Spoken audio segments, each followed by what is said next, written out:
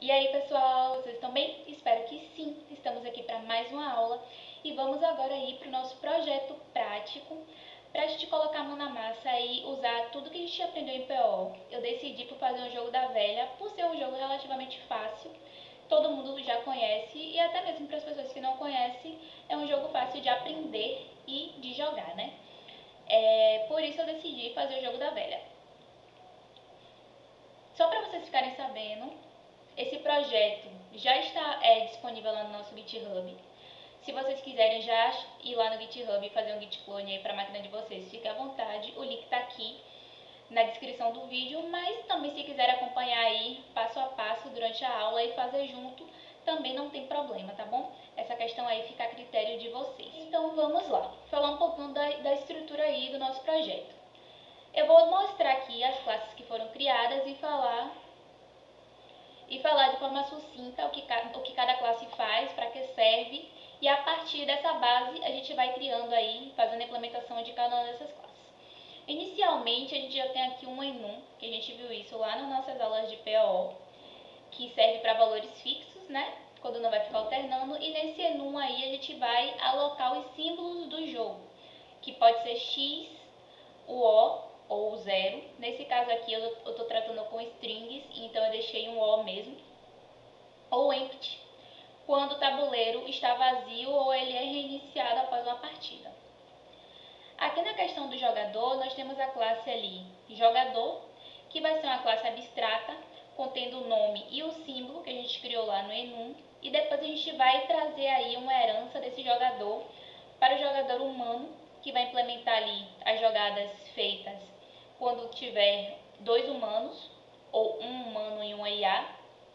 Então a classe humana é indispensável. Vamos ter ali a classe de jogador humano, que vai implementar ali fazer jogada com a entrada do usuário, e vamos ter aqui uma outra classe chamada jogador IA, que é para quando aquela pessoa não tiver um outro jogador humano ali para estar jogando com ela, vai jogar ali contra a máquina, né, contra o computador. Essa implementação do fazer jogada também vai existir, contudo vão ser jogadas randômicas, aleatórias.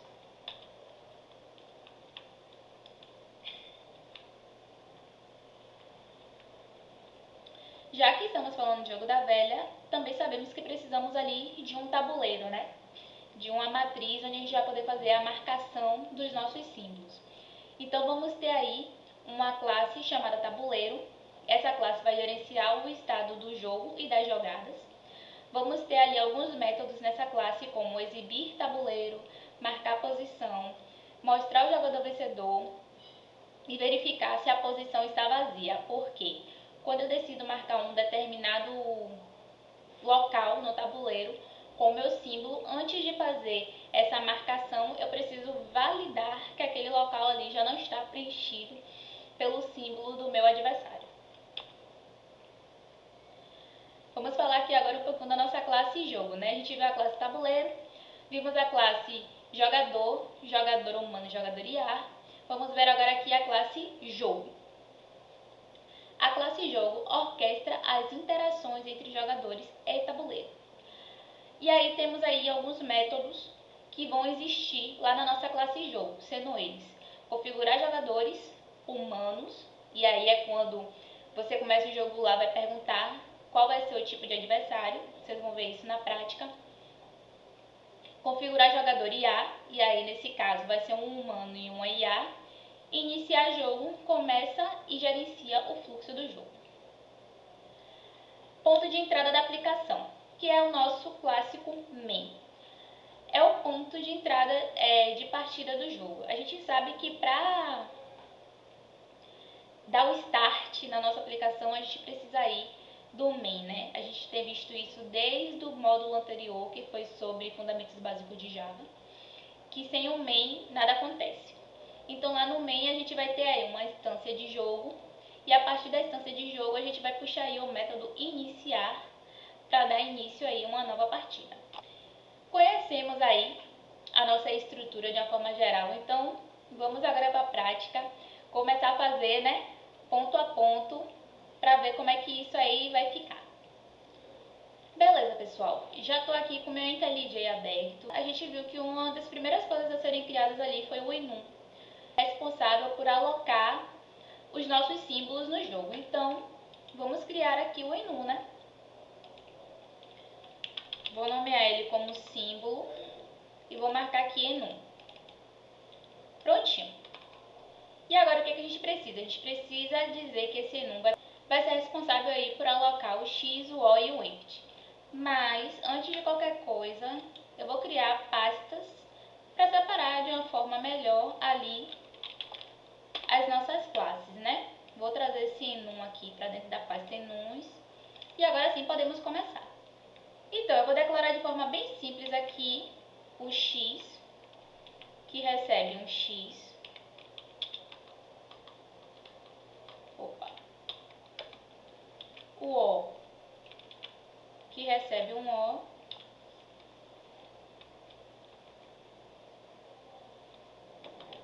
E o empty, que vai receber ali vazio. Essa aqui, calma. Esse aqui vão ser os valores do nosso enum, beleza? Só que a gente ainda precisa fazer mais algumas coisinhas aí para o nosso enum estar completo e parar de reclamar. Então vamos declarar aqui um private final string símbolo. E vamos criar aqui o nosso construtor. Eu vou fazer pela IDE só para ser mais rápido. Construtor, pronto. Aqui a minha IDE já parou de reclamar porque eu já tenho ali o que vai ser o meu enum. Eu tenho aí a nossa variável símbolo que vai levar ali para o nosso construtor o que for passado durante as interações. E aí, como ele está como final, né? Só reforça o fato de que essas variáveis aí que foram declaradas não podem ser alteradas. Ou é x, ou é o, ou é empty. Fora isso, o enum não vai aceitar mais nada. Beleza. Nosso enum está pronto. Então, vamos partir agora para a classe tabuleiro. Eu poderia ir direto para jogo, mas vocês concordam que jogo vai precisar de muitas coisas de tabuleiro e de jogador para poder serem feitas? Porque é o jogo que vai orquestrar isso tudo aí, né? É o jogo que vai iniciar a partida e tudo mais. Então, a gente vai começar ali do mais basal, das classes mais independentes, para depois ir partindo para as classes mais dependentes, porque quando chegar nessas classes mais dependentes, a gente já vai ter o recurso que precisa ser implementado nessa classe e não vai precisar declarar, deixar ali, né, dando aquele erro em um momento que o que ele precisa ali ainda não está feito, para depois voltar para fazer o que aquela classe precisa, para voltar para validar ali naquela classe mais dependente. Então vamos começar por tabuleiro.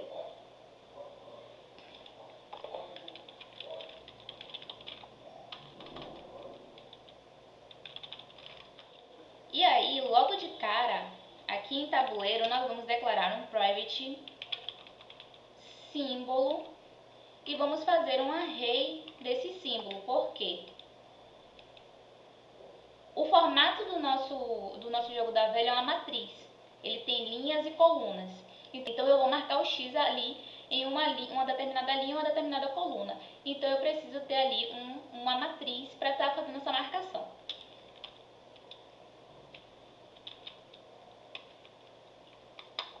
Pronto, já temos ali o nosso símbolo, o nosso enum inserido ali dentro de uma matriz. Agora precisamos construir o tabuleiro de fato. Porque se vocês perceberem, do jeito que eu passei aqui, ó, eu não dei um new símbolo, eu não passei ali a quantidade de quantas linhas, de quantas colunas. E a gente vai fazer isso agora aqui, percorrendo esse array, dizendo para ele quantas linhas e quantas colunas e inserindo um valor empty ali, porque inicialmente o tabuleiro tem que vir sem nenhum valor, correto? Então, bora fazer isso aqui. Eu vou criar um construtor de tabuleiro para inicializar esse tabuleiro com as condições que a gente deseja. E aqui dentro do construtor, aí sim eu vou estar dando um new no nosso símbolo. E vou estar trazendo aí os valores que ele precisa ter, que no caso vão ser 3 linhas por 3 colunas. E agora sim a gente tem aí a nossa matriz com valores explicitados, né? Definidos, especificados. Feito isso, eu vou precisar percorrer tanto essa linha quanto essa coluna. E para fazer isso eu vou usar um for dentro de outro for, ou seja, representado ali pelo i, que é o padrão que a gente já está acostumado a ver, mas dentro desse for a gente vai ter um for representado com o j, que também é padrão. Vocês vão ver muito isso, mas quando trabalhar com mais de um for por vez. Então vamos fazer o primeiro for.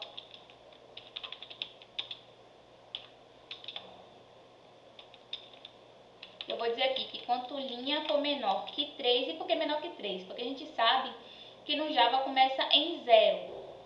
Então, eu preciso ter ali as 3 linhas e as 3 colunas, mas levando em consideração que vai ser 0, 1, 2. Então, eu preciso que para caber aí no meu array, para não estourar, né, a minha matriz, esse valor seja de menor que 3, que aí ele vai contar certinho. 1, 0, 1, 2. Mas beleza, bora lá. Linha mais. E aqui, dentro do meu for linha, eu vou fazer um for coluna, que é como a IDE já está sugerindo aqui.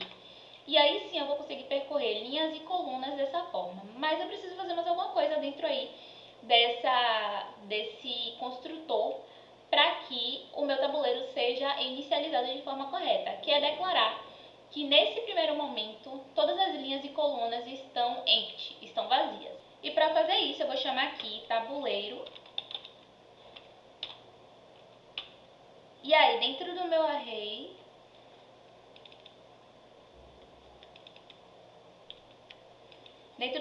eu vou passar aqui linha, e vou passar aqui coluna, e vou dizer que ambas estão recebendo símbolo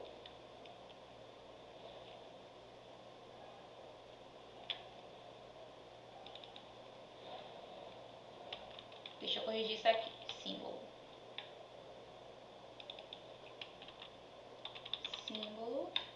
e aqui também símbolo, senão faz confusão. Pessoal, eu vou mudar isso aqui para tabuleiro, tá bom? Para não fazer confusão.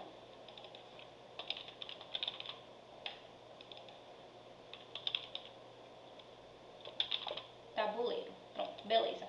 E aí eu vou dizer que todas as linhas e colunas nesse momento vai receber símbolo .empty. Ou seja, todos os valores aqui nesse momento que o construtor é chamado estão vazios. Beleza? Feito isso, vamos fazer agora um método para exibir o tabuleiro, né? Porque a gente precisa ver esse tabuleiro aí enquanto a gente está jogando. E aí, para ficar melhor a visualização, eu poderia fazer só as linhas que definem o tabuleiro. Tudo para ficar mais claro, né, e mais fácil de entender o jogo, eu resolvi tratar ali a impressão das linhas e das colunas com o L de linha e seu numeral ali ao lado, L01, L02 e L0, no caso L0, L1 e L2, e a mesma coisa para as colunas, para ficar visualmente mais nítido para a gente, já que não vai ser um jogo de marcar ali com o mouse, e sim de você selecionar linha e coluna e fazer aí a inserção do seu dado.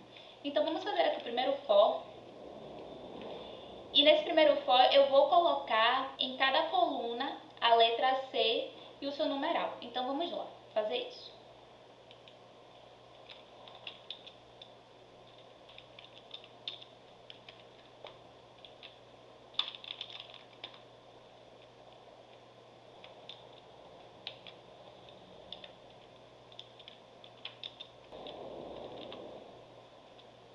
No caso aqui eu vou deixar como J, porque dentro do nosso array, coluna é o J.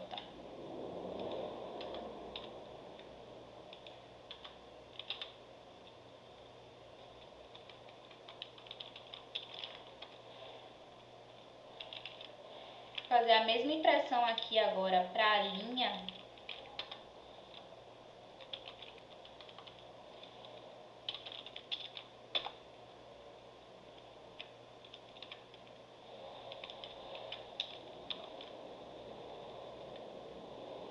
E agora, com os valores já alocados dentro de linha e de coluna, eu vou fazer a impressão visual do tabuleiro usando um segundo for. No caso, um terceiro for já, né?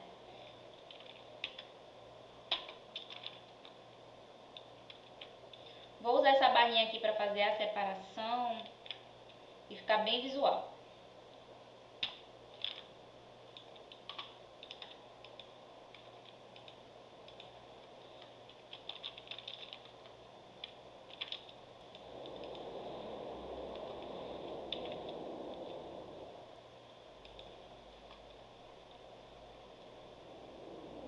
Vamos começar a usufruir aqui do nosso main e vamos fazer o seguinte. Tabuleiro. E a gente chama agora aqui tabuleiro, ponto, exibir, tabuleiro, e bora ver se ficou do jeito que nós imaginamos. Beleza, pessoal, apareceu aí do jeito que nós imaginamos, né? Linhas e colunas representadas ali por L0, L1, L2, nossa, que trava-língua, C0, C1 e C2. Contudo, apareceu esse nome aí empty e a proposta não é essa. Esse problema, vamos sobrescrever aqui o toString do nosso enum, dizendo que ele agora vai retornar o próprio símbolo.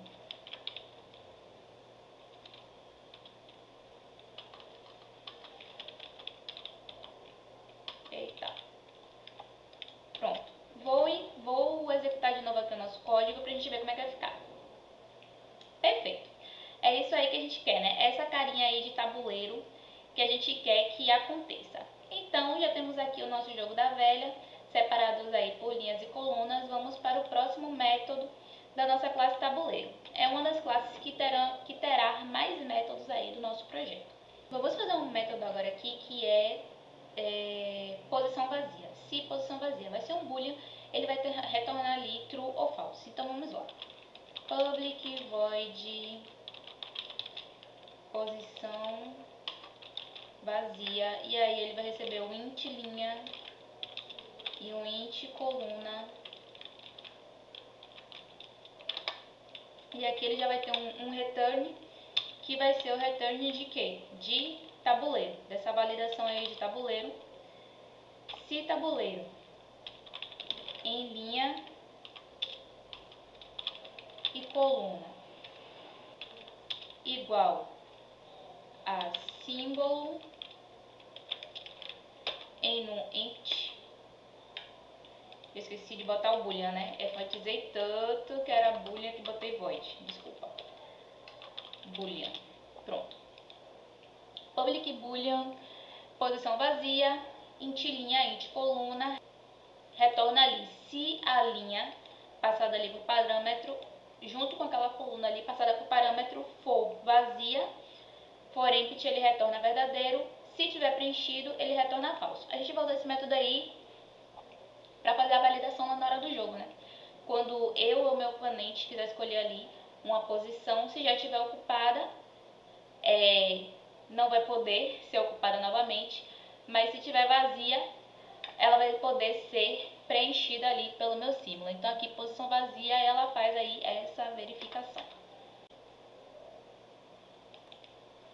Beleza, vamos fazer agora aqui o nosso método public void marcar posição. E o que a gente vai precisar aí que chegue por parâmetro nesse método? Vamos precisar da linha que a gente quer marcar, da coluna que a gente quer marcar e do símbolo de cada jogador. Então vamos passar aqui. Int linha, int coluna e símbolo em um símbolo.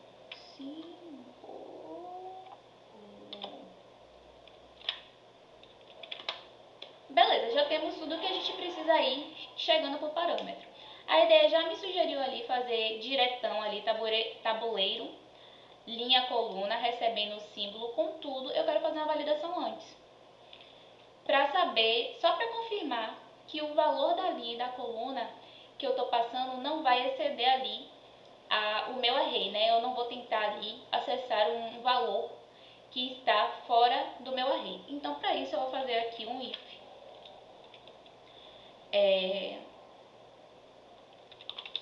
linha maior ou igual a 0 e linha menor que 3, porque o nosso array é um array de 3 por 3, mas temos que lembrar que o nosso array começa efetivamente em 0. Então, ele vai de 0, 1 até o 2. Então, ele precisa ser menor que 3. E coluna maior ou igual a 0 e coluna menor que 3, aí sim eu vou fazer o que a IDE estava me sugerindo lá atrás, que era pegar tabuleiro na linha que chegou com o parâmetro e na coluna que chegou com o parâmetro e inserir nele o símbolo ali do jogador. Pronto. Mas, se caso meu jogador tentar acessar ali uma posição do array que não estiver definido ali, né, que vai estourar uma exceção, eu vou fazer o seguinte.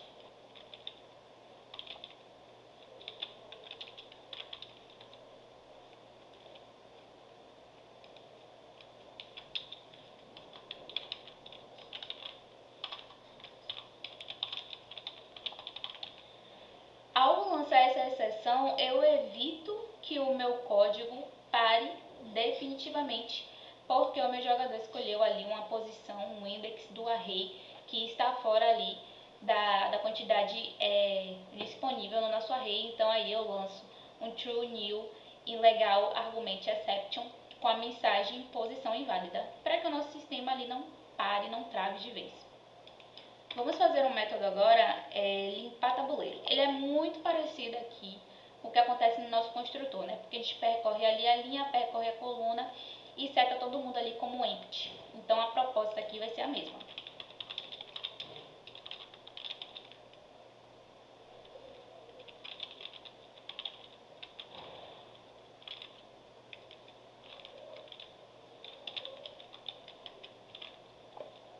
Prontinho. Esse aqui foi bem tranquilo de fazer, né?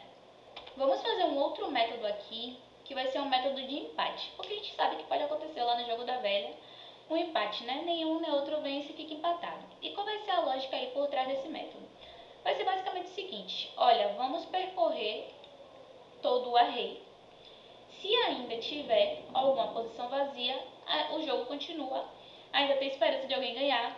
Então, vamos retornar ali que para empate, naquele momento, o valor é falso. Mas caso eu percorra todas as linhas, veja que está tudo preenchido, mas não tem nenhum símbolo vencedor, então aí eu vou considerar que houve um empate. Então vamos aqui, public boolean empate, e eu vou percorrer aqui todo o array, tanto a linha quanto a coluna. Beleza, eu percorri. A IDE já até me sugeriu ali o que eu ia fazer de fato. Então, se eu percorri ali linha e coluna e eu caio aqui nesse if, que me diz que o tabuleiro é igual a empty, que o tabuleiro está vazio, é porque o jogo ainda continua, então ainda não deu empate. Eu vou retornar ali um false. Mas, se eu já percorri tudo e não tem nada vazio, mas também não tem nenhum símbolo vencedor, e depois a gente vai fazer o método aí dos símbolos vencedores, e não tem nenhum símbolo vencedor, é porque deu empate, né? Não tem mais o que fazer, o jogo acabou, nenhum dos sinais venceram.